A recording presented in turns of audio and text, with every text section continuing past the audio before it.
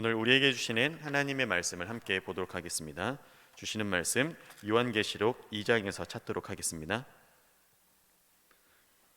요한계시록 2장 8절에서 11절까지의 말씀, 제가 가진 성경으로 신약성경 400쪽 근처에 있습니다.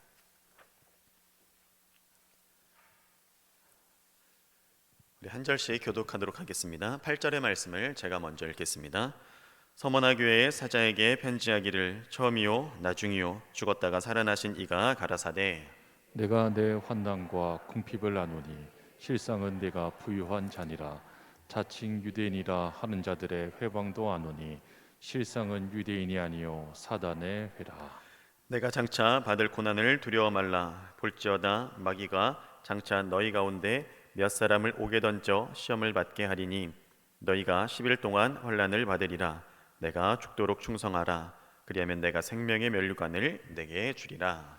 귀 있는 자는 성령이 교회들에게 하시는 말씀을 들을지어다. 이기는 자는 둘째 사망의 해를 받지 아니하리라. 아멘. 아멘. 오늘 수예배 자리에 나오신 우리 사랑하는 성도님들 환영하고 축복합니다. 우리 좌우에 계신 분들 또 앞뒤에 계신 분들 함께 인사 나눴으면 좋겠습니다. 우리 주일에 우리 목사님께서 하시는 것처럼 오늘도 손 한번 이렇게 흔들어 볼까요? 잘 오셨습니다. 환영합니다. 축복합니다. 네, 우리 얼굴 바라보시면서 환영하고 축복할 때 그 축복이 내게도 더욱더 이렇게 크게 임하게 될 줄 믿습니다. 우리 요한계시록 말씀을 가지고 함께 은혜 나누려고 합니다. 제가 신학생일 때 이제 목사 후보생이 되어서 이제 교육을 받을 때 일입니다. 이제 교육을 담당해 주시던 목사님께서 이제 한 가지 이렇게 말씀을 해주신 것이 있는데 그것이 아직도 기억에 남아서 우리 성도님들에게 소개해 드리려고 합니다.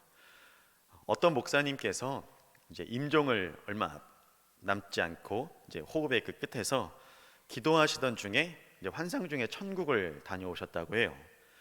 이제 주님께서 부르셔서 이제 천국에 이렇게 올라가는데 예수님 곁에 찬란한 의자 하나가 있더랍니다. 그래서 내심 속으로 목사님께서 기대하신 거예요. 그리고 저거 이제 내 자리인가 하는 마음이 이렇게 드신 거죠. 그래서 내가 그동안 주님 앞에 드렸던 그 수많은 헌신들, 또 하나님의 이름으로 걸었던 내 모든 걸음들을 주님께서 기억하시고 나에게 저 찬란한 자리를 준비해 주셨구나 이렇게 생각하신 거죠. 그리고 그 생각대로 주님께 이렇게 여쭤봤대요. 주님, 저 자리 누구 자리인가요?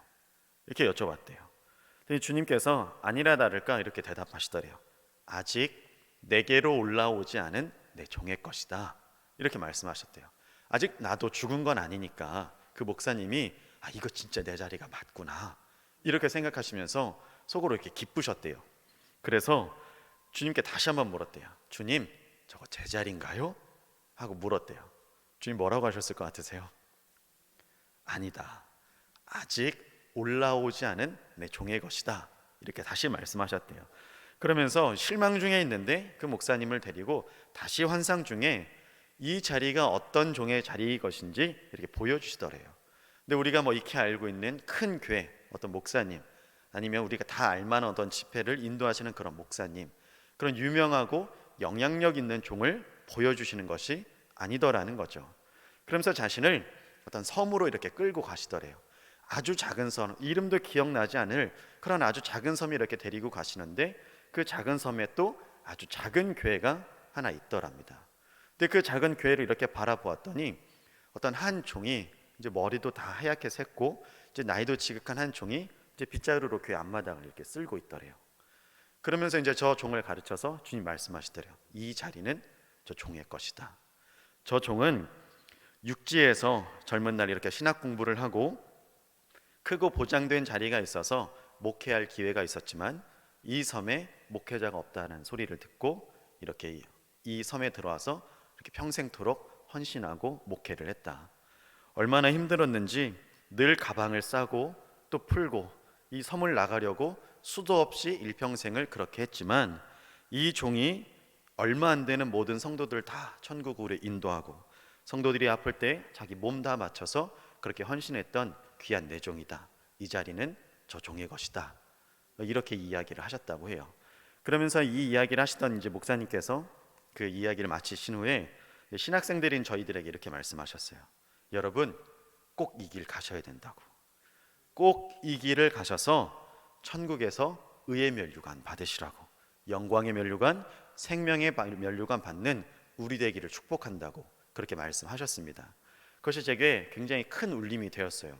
저희도 신학생 때 이제 20대 초반이 되고 이렇게 군대 갔다 와서 얼마 되지 않은 그 시기가 되면 마음에 부푼 꿈이 있어요.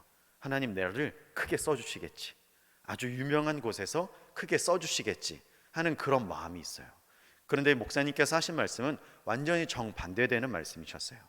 크고 유명한 자리에서 쓰임 받기보다 낮은 곳으로, 이 땅에서는 낮은 곳으로 가야 하는 것이 우리들의 사명이, 그것을 그 목사님께서 말씀하셨습니다. 사랑하는 여러분, 하나님 나라의 기준이 이렇게 다른 것이죠. 우리가 생각하는 하나님 나라의 우리의 기준, 그리고 하나님 나라의 기준이 이와 같이 정말 다르다라는 것을 말씀하는 것 아니겠습니까? 우리는 크고 유명하고 영향력 있는 자리를 원하죠. 세상이 우러러 보기를 원한다는 것이죠. 그러나 하나님 나라의 가치는 전혀 반대되는 것으로 이렇게 흘러가는 것을 볼 수 있습니다. 그래서 우리가 천국에 가면 깜짝 놀랄 것이 하나 있을 거라고 말하는데, 예수님 곁에 있을 거라고 생각하던 사람들은 오히려 곁에 없을 것이다. 그리고 생각하지 않았던 사람들, 정말 알 수 없었던 사람들, 이름도 모르던 그 사람들이 오히려 찬란한 그 자리에 앉아 있을 것이다. 이런 이야기들을 종종 하곤 하죠. 이런 복음서에서도 제자들이 누가 더 크냐 하면서 예수님 앞에서 논쟁을 벌여요. 그때 예수님께서 어린아이를 하나 데려다가 이렇게 안으시면서 이렇게 말씀하세요. 우리 마가복음 말씀을 통해서 한번 보도록 하겠습니다. 9장 37절의 말씀입니다. 함께 읽겠습니다.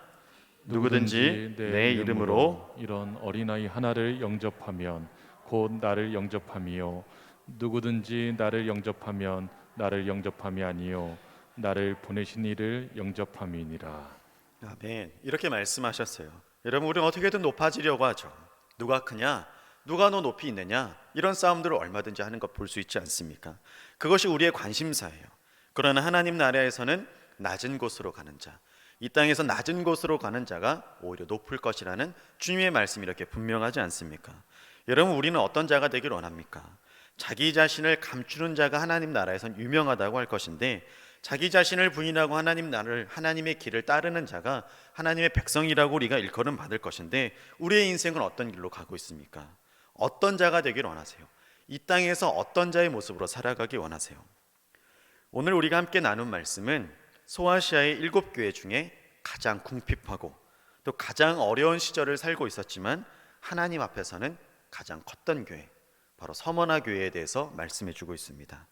서머나 교회는 극심한 환란으로 인해서 그로 인한 경제적 궁핍 가운데 있었습니다. 오늘 읽은 말씀 2장 9절의 앞부분에 보면 이렇게 말씀해요. 내가 내 환란과 궁핍을 아노니, 이렇게 말씀합니다. 얼마나 환란을 당하고 얼마나 가난한 중에 있었는지 예수님께서도 이것을 안다라고 말씀하시는 거예요. 여러분, 왜 유난히 서머나 교회에 이 환란과 궁핍이 극심했을까요? 이 서머나라고 하는 지역, 이 도시는 소아시아에 있었던 이 지역 도시들 중에 황제 숭배를 하는 아주 중심지 역할을 하고 있었던 곳입니다. 근데 당시에 이제 소아시아에 이제 최초로 황제를 숭배하는 이 신전을 세우기로 합니다. 그래서 15개 정도 되는 이 도시들이 후보군에 이렇게 올라와요. 근데 이제 자기들의 도시에 황제를 숭배하는 신전을 세우기 위해서 이들이 갖은 노력들을 다 하죠. 경쟁을 벌입니다. 근데 이 서머나 교회가 다른 도시들을 다 물리치고 이제 황제 신전을 유치할 수 있는 도시로 선정이 된 거예요. 그 정도로 이 서머나는 황제 숭배, 황제 신전을 유치하는데 이렇게 열정적인 도시였습니다. 여러분, 왜 황제 신전을 그 도시에 이렇게 유치하는 것을 이렇게 이들이 열정을 다해서 했을까요? 일단 황제 신전이 이렇게 도시 안에 들어오게 되면 도시의 격이 높아지는 거예요. 그 지역을 다스리는 총독은 다른 지역을 다스리는 총독보다 더욱더 큰 영향력을 발휘할 수 있고, 이 도시에는 그로 말미암아 경제적인 이익이나 여러 가지 혜택들을 볼 수 있었기 때문에 황제 신전을 누구도 다 이렇게 유치하려고 노력을 했었던 것입니다. 근데 여러분, 황제 숭배에 이렇게 열을 올리는 도시였으니 그 도시 안에 사는 그리스도인들에 대한 대우는 어떻겠습니까? 우리가 쉬이 짐작할 수 있지 않겠습니까? 극심한 핍박, 또 불이익, 그리고 이뿐이겠습니까? 서머나 교회 그리스도인들은 언제나 밀고와 색출의 대상이 되어서 신변의 위협을 받을 수밖에 없었습니다. 유대인들이 그 일에 앞장섰기 때문에 더욱 그랬습니다. 당시 유대인들은 로마 사회에서 굉장한 영향력을 가지고 있었어요. 이들이 돈이 많았기 때문에 로마의 고위층들과 결탁이 되어 있어서 그들의 영향력을 행사하고 그들과 더욱더 힘을, 권력을 더욱더 곤고히 하려는 세력들이 바로 유대인들이었습니다. 그래서 로마도 유대인들을 그렇게 굳이 자극하려고 하지 않았습니다. 이들의 종교를 건드릴 때 어떤 일들이 벌어났는지, 결국에는 반역과 반란도 일어났었던 그 역사들의 사실을 알고 있었기 때문에 로마의 고위층들도 이 유대인들을 그렇게 건드리려고 하지 않았습니다. 그러니 유대인들은 더욱더 곤고한 세력을 가지고 있었죠. 로마 제국에서도 이례적으로 유대인들에게는 황제 숭배에 대한 것을 이렇게 면제해 줬어요. 아주 특별한 경우죠. 그래서 이 면제권이 그리스도를 따르는 자들에게도 동일하게 적용될 수도 있었습니다. 그런데 이것을 유대인들이 반대하는 거예요. 로마에서 바라보았을 때는 그리스도인들도 유대교의 한 분파와 같았거든요. 그러니 이들에게도 황제 숭배의 이 면제권을 줄 수 있었습니다. 그래서 로마가 실제로 그렇게 하려고 했는데 유대인들이 이걸 가로막는 거죠. 그러면서 로마에게 유대인들이 이야기하는 거죠.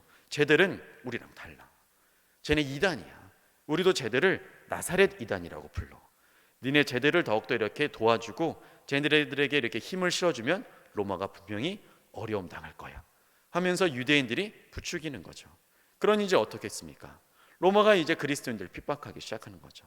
로마가 그리스도인들 더욱더 어렵게 하는 것이죠. 이것이 다른 이들이 한 것이 아니라 유대인들이 선동하고 유대인들이 앞장서서 이 일을 주관하고 벌였던 것입니다. 우리가 9절의 말씀을 다시 한번 읽어보도록 하겠습니다. 9절의 말씀 우리 함께 읽어보도록 하겠습니다. 내가 내 환난과 궁핍을 아노니 실상은 내가 부유한 자니라. 자칭 유대인이라 하는 자들의 회방도 아노니 실상은 유대인이 아니요 사단의 회라. 아멘. 주님 뭐라고 말씀하십니까? 유대인이 아니라고 말씀하세요. 너희들은 사단의 회다 이렇게 말씀하세요. 여러분 유대인이라고 하면 누구나 알만한 하나님의 자녀들이죠.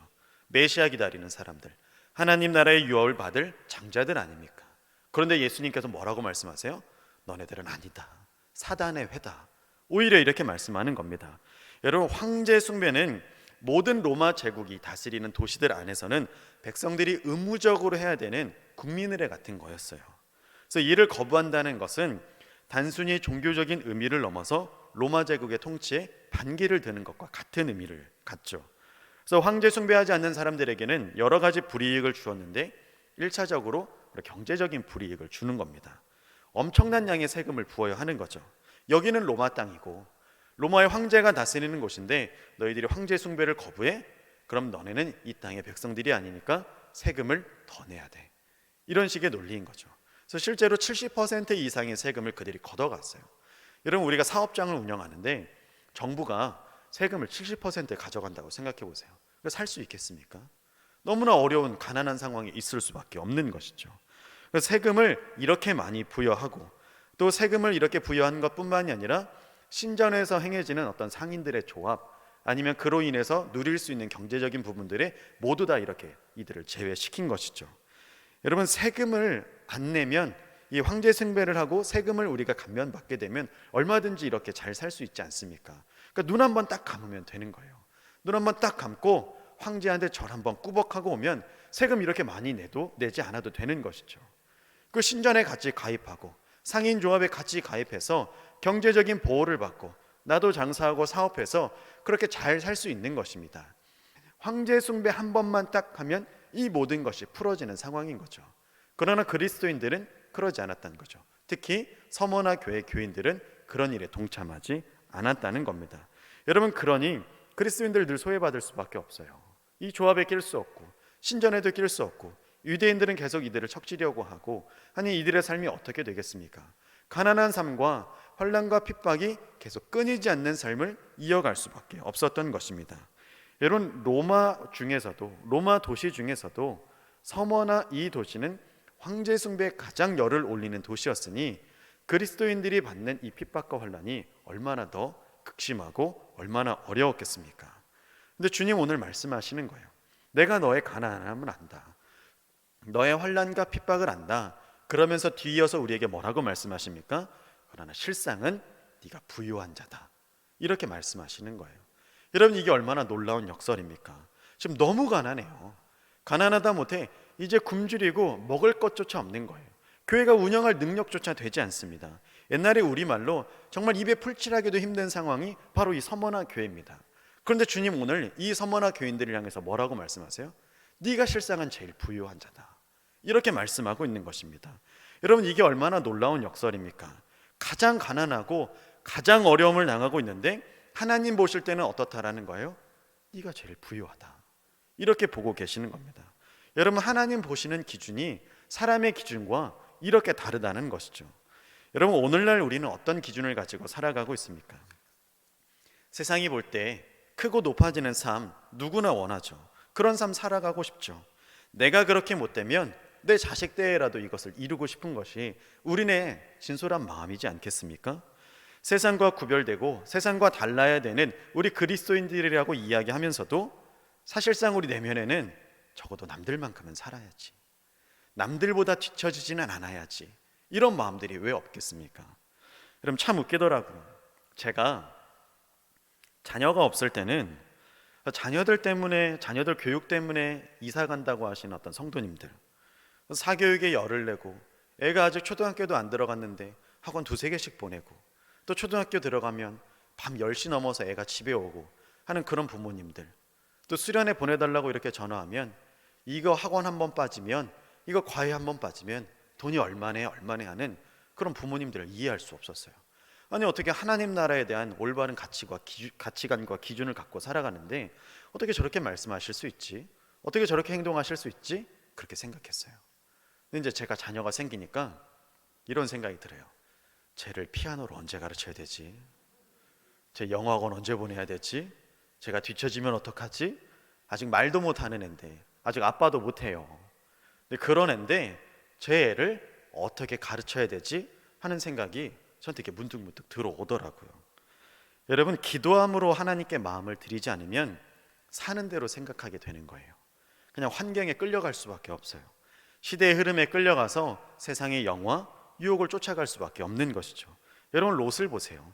하나님의 말씀에 붙들려 살아가던 아브라함 곁에 있었을 때는 그의 중심 가치가 드러나지 않았어요. 그런데 아브라함과 이제 결별하고 나서 이제 어디로 가야 할까 동서남북 바라보다가 당시 사해 앞에 있었던 평원, 요단 평원을 바라보게 되고 가장 비옥했던 그곳이 눈에 들어오게 되니 그 안에 숨겨져 있던 중심 가치가 드러나게 되는 것이죠. 그래서 이제 삼촌 아브라함과 결별하고 요단 평원으로 이렇게 들어가요. 그리고 이게 결국에는 어디까지 갑니까? 옮기다가 소돔까지 들어가는 것 아니겠습니까? 여러분, 결국 소돔까지 들어간 이 인생이 우리네 인생과 크게 다르지 않은 것 같아요. 우리도 눈에 보이고 옆 사람들 하는 거 따라하고 다른 사람들 하는 거 우리도 같이 이렇게 하다 보면 처음에는 안 그러겠지만 시간이 지나고 또 옮기다 보면 우리도 소돔과 같은 곳에 있을지 모르는 일 아니겠습니까? 여러분, 한번 생각해 보세요. 로마 사람들이 정말 황제를 신이라고 생각해서 신전에서 숭배하고 예배 드렸을까요? 아니었을 거예요. 로마 사람들 계산에 빨랐어요. 그래서 황제 숭배를 했을 때 자신들에게 주어지는 번영, 평안, 경제적 이익, 이런 것들을 누구보다 잘 알았죠. 즉 먹고 살기 위한 그 계산에 빨랐다는 겁니다. 그래서 황제 숭배야 세금 덜 내요. 신전 유치에 훨씬 더 많은 경제적 이익을 누릴 수 있는 거예요.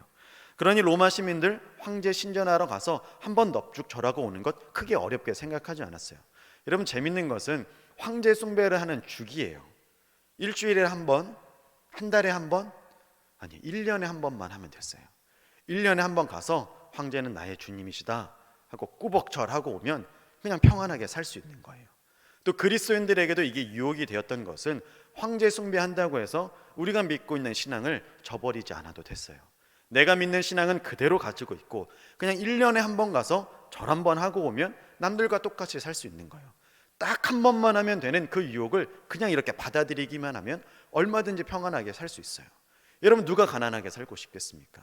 유대인들이 밀고하고 핍박하는데 누가 그렇게 살고 싶겠습니까? 얼마나 많은 유혹이 그들에게 찾아왔겠습니까? 그러나 서머나 교회는 여기서 타협하지 않았다라고 말씀해요. 한 번의 유혹, 이 치명적인 유혹을 서머나 교회와 교인들은 이겨나갔다는 겁니다. 여러분, 같은 원리예요. 구약에서도 보면 이스라엘 백성들이 이제 가나안 땅에 들어가야 돼요. 근데 그들은 이제 유목 문화를 이렇게 살고 있었죠. 이제 가나안 땅에 들어가면 농경 문화로 이제 바뀌는 삶을 살아야 됩니다. 조상 아브라함 때부터 쭉 이어졌던 목축이 이제 끝나는 거예요. 즉 이제 익숙한 상황이 아니라는 거죠. 새로운 상황에 이들이 이제 접하게 된다라는 겁니다.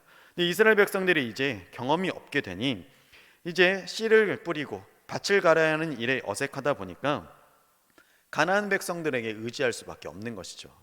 제가 몇 해 전에 농사에 관한 다큐멘터리를 한번 본 적이 있습니다.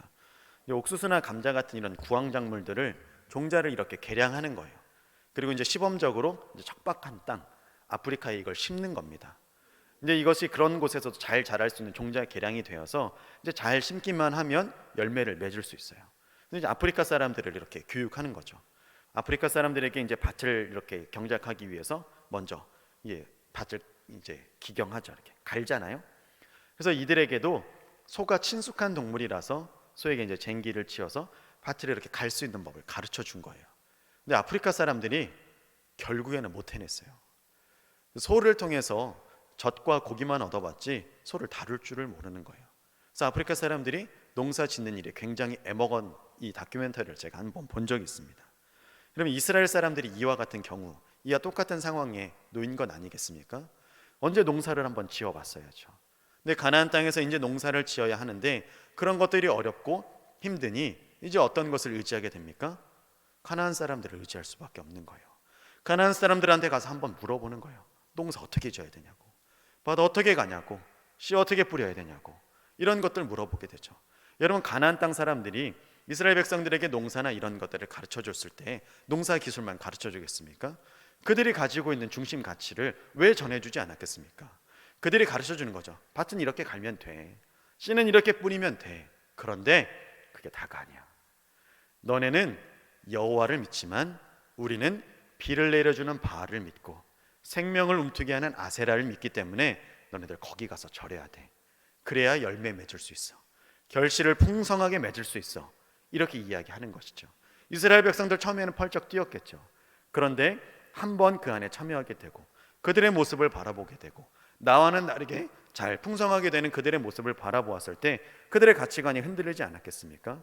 모세의 이전의 세대는 다 죽은 다음에 가나안 땅에 들어간 그 2세대들은 그런 여호와에 대한 신앙조차 미세하고 아주 약했습니다. 그러니 그 번영과 풍요를 바라게 준다는 바알과 아세라 신앙이 얼마나 더 매력적으로 느껴졌겠습니까?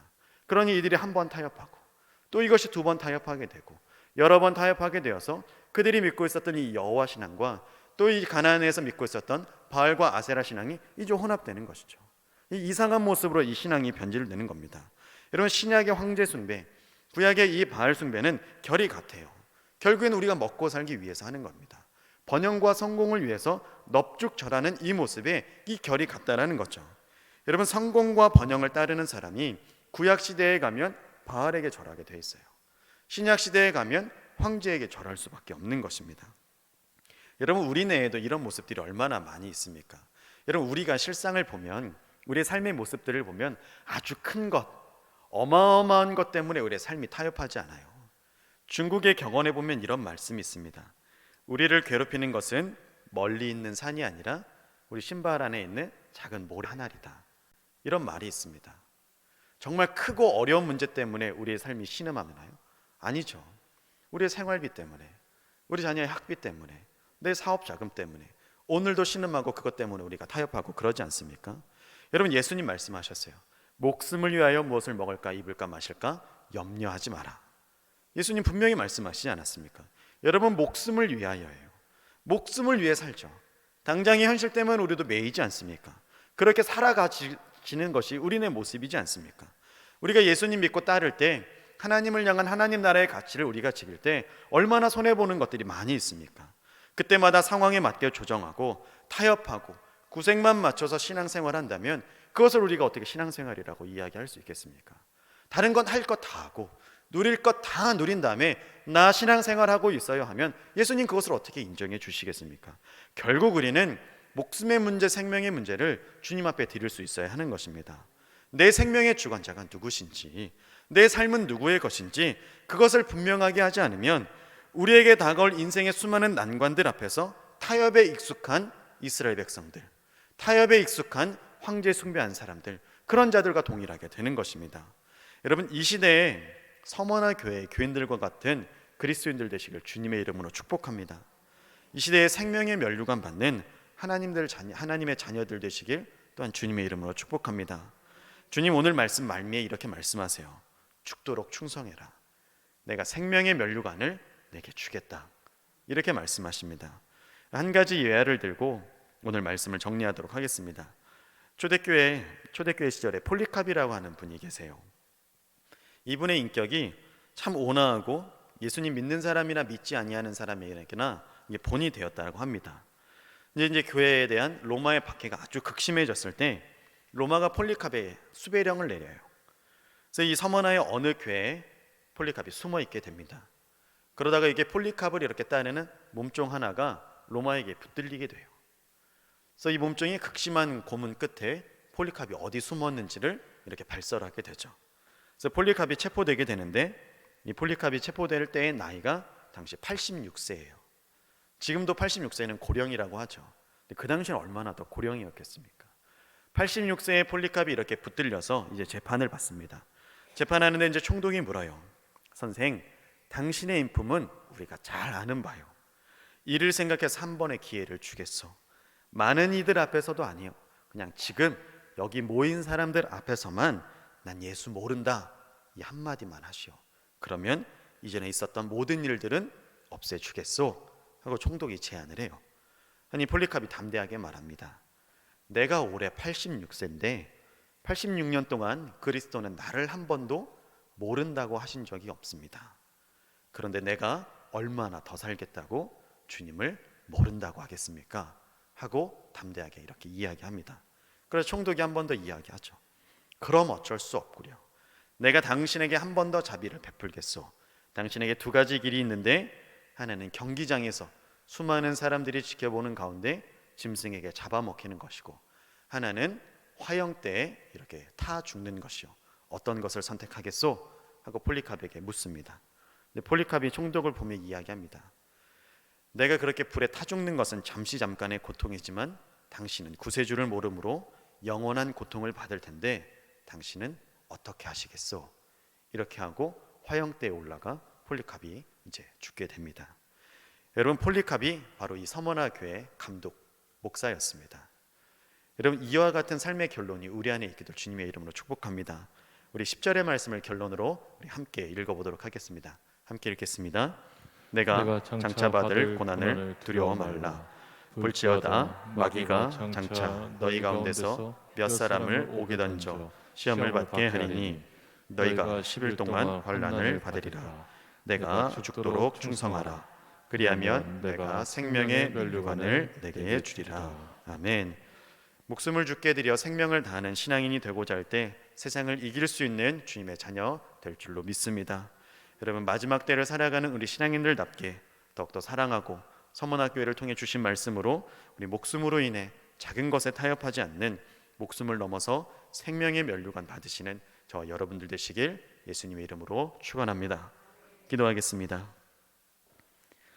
사랑의 하나님 아버지 감사합니다. 우린 연약합니다. 쓰러지고 엎드려져 세상에 타협할 때가 너무나 많이 있습니다.